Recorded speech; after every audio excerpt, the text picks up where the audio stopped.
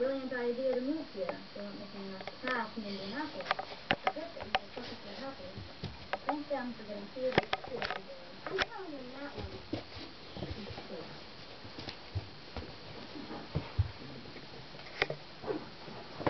The book back up there on the floor. Oh, let's have a sound. And you were digging to my nose then. Pick it up. You're supposed to open the door first. You're not supposed to kick us around. I'm gonna mess it. I have rights. Maisie, did I kick you around? No, he said kick twice. Only once, please. I've got better things to do than babysit you, little stain. Oh, like what?